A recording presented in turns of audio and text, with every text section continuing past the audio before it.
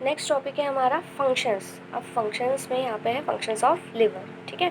तो मैं वीडियो में थंबनेल डाल दूँगी, समझ जाना। फंक्शंस ऑफ लिवर सबसे पहला उसका, वैसे तो ये जो है ये सारे सेकेंडरी फंक्शंस हैं, हम लोग स्टार्ट में से जा रहे हैं, ये सेकेंडरी फंक्शंस है। सबसे जो मेन इंपॉर्टेंट फंक्शन है उसका वो है production of bile. It is the primary function of the liver. तो लिवर का प्राइमरी फंक्शन है प्रोडक्शन ऑफ द बाइल।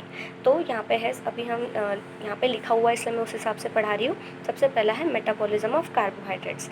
अब तुम्हें पता है कि जो ग्लूकोज है वो हम बॉडी में ग्लूकोज ऐसे तो स्टोर नहीं कर सकते ना, तो glucose is converted into glycogen.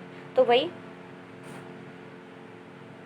Glucose जो है, glucose gets converted into glycogen and the process is called as glycogenesis. तो glucose is converted to glycogen by the process called glycogenesis. अब अगर तुम्हारी बॉडी में ग्लूकोज की कमी हो गई है, मतलब बहुत फास्ट कर रहे हो, जंगल में किसी ने छोड़ दिया है, अब ग्लूकोज है ही नहीं, तो ग्लाइकोजन लाना है। तो ग्लाइकोजन क्या है? It is a stored carbohydrate, वो तुम्हारे लिवर में स्टोर्ड है। अब तुम्हें उससे ग्लूकोज चाहिए, तो कौन सी प्रोसेस लगेंगी? ग्लाइकोजेनोलिसिस। ग्लाइकोजेनोलिसिस से ग्लाइकोजन जो है वो क्या बन जाएगा? ग्लूकोज, और फिर तुम्हारी बॉडी उसे यूज़ में ला लेंगी एटीपी बनाने में। अब अगर किसी नॉन कार्बोहाइड्रेट से अगर तुम्हें ग्लूकोज बनाना है, ठीक है, नॉन कार्बोहाइड्रेट, तो नॉन कार्बोहाइड्रेट कौन हो गए? Proteins, amino acids and fats. तो इससे अगर ग्लूकोज बनाना है तो उसको हम लोग बोलते हैं ग्लूकोनियोजेनेसिस। तो तुमने 10th में पढ़ा था, देखो याद आएगा तुम्हें, वो पायरुविक एसिड वाला था, ऐसा चार्ट नहीं था क्या? तो वहाँ पे बनी थी ना ग्लूकोज फैटी एसिड और प्रोटीन से भी। तो प्रोसेस का नाम क्या है? ग्लूकोनियोजेनेसिस। ये भी कहाँ पे होते हैं? सारा कब सब कुछ लिवर में। सेकेंड है मेटाबॉलिज्म ऑफ फैट्स। अब फैट का मेटाबॉलिज्म कैसे करते हैं ये, कि अगर फैटी एसिड है और ग्लिसरॉल है बॉडी में, तो उसे क्या कर लेंगे? वो फैट के फॉर्म में स्टोर करके रख लेंगे लिवर में, and the process is called as lipogenesis. And अगर फैट नहीं है, ठीक है, अगर कुछ भी तुम्हारे पास फैटी एसिड ग्लिसरॉल काम करने के लिए नहीं है, तो जो तुम्हारा बॉडी का स्टोर्ड फैट है, जो लिवर के पास स्टोर्ड फैट था, वो क्या होगा? फैटी एसिड एंड ग्लिसरॉल में फिर से कन्वर्ट हो जाएगा, and the process is called as lipolysis. Third है metabolism of proteins. Metabolism of proteins में है सबसे इंपॉर्टेंट ये वाला, बी वाला, डीएमाइनेशन। डीएमाइनेशन का मतलब होता है dissociation of non required amino acid. अब देखो, हम लोग बोलते हैं ना कि हम लोग अमीनो एसिड ऐसे स्टोर करके नहीं रखते, तो उसमें क्या होता है, अगर एक अमीनो एसिड है जिसकी बॉडी में कोई रिक्वायरमेंट नहीं है, तो हम लोग उसको क्या करेंगे? डिसोसिएट करेंगे। तो अमीनो एसिड का फॉर्मूला याद करो, उसमें कार्बोक्सिलिक एसिड ग्रुप है, उसमें अमीनो ग्रुप है, और एक जगह H है, एक फिर R अटैच्ड है, तो हम लोग क्या करते हैं? वहाँ से NH3 ग्रुप को हटा देते हैं। अगर NH3 ग्रुप हटा दिया तो क्या निकला? What is NH3? NH3 is ammonia, ठीक है। तो वो dissociation of non required amino acid, तो अमोनिया हटा दिया वहाँ से। अब अमोनिया तो हमारी बॉडी के लिए हार्मफुल है ना, तो लिवर क्या करता है? नेक्स्ट वाला function, conversion of toxic ammonia to less toxic urea, क्योंकि हम लोग तो यूरिया ही एक्सक्रीट करते हैं ना बॉडी से, और ये जो प्रोसेस है इसे बोला जाता है ornithine cycle. The conversion of toxic ammonia to less toxic urea is called as ornithine cycle. अब ये डाइजेशन एंड एब्जॉर्प्शन वाले चैप्टर का पार्ट नहीं है, तो इसको हम लोग एक्सक्रीशन वाले चैप्टर में देखेंगे।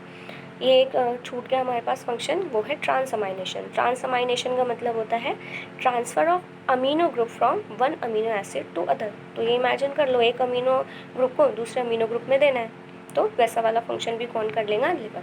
तो इम्पॉर्टेंट क्या है? डीअमीनेशन। डीअमीनेशन मतलब अमीनो ग्रुप को अमीनो एसिड के वो जो स्ट्रक्चरल फॉर्मूला है वहाँ से हटा दो, तो वो क्या हो गया? डीअमीनेशन। अमोनिया बन गया, फिर से हार्मफुल हो जाएगा बॉडी के लिए, तो उसको काय में कन्वर्ट करेंगे? लेस टॉक्सिक यूरिया में। प्रोसेस का नाम ऑर्निथिन साइकिल। अब ये जब हम लोग सर्कुलेशन वाला चैप्टर पढ़ रहे थे, तो हम लोग ये बात कर चुके हैं कि एम्ब्रियोनिक स्टेज में यहाँ पे क्या होता है? एरिथ्रोपोसिस होता है, आरबीसी प्रोड्यूस होते हैं यहाँ पे लिवर में।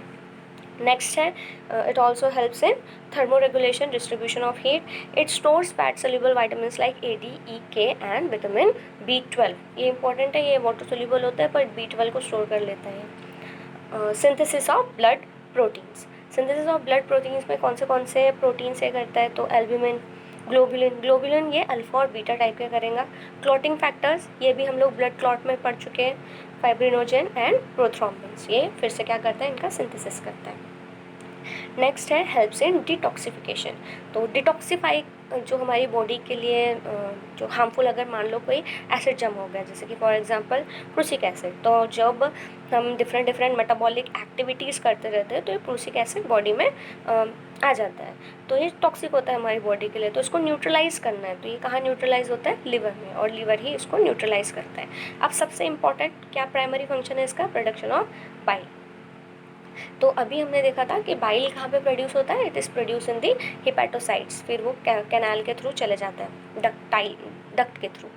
अब एक चीज़ वहाँ पे बतानी रह गई थी कि जो लिवर है उसमें रीजनरेशन की बहुत सारी कैपेसिटी होती है, इसलिए लिवर ट्रांसप्लांट कर सकते हैं, ठीक है। वैसे तो किडनी भी कर सकते हैं, पर वो खुद को रीजनरेट नहीं कर सकती ना, पर लिवर क्या है, उसमें बहुत हाई रीजनरेशन कैपेसिटी होती है। तो थोड़ा सा पार्ट अगर लिवर का लगा दिया तो वो क्या हो जाता है, अपने आप ही रीजनरेट करने लगता है और बड़ा लिवर खुद बना देता है। ऐसा किडनी नहीं कर सकती। पर तो कंपोनेंट्स ऑफ बाइल, तो सबसे फर्स्ट है बाइल एसिड। कौन से एसिड है?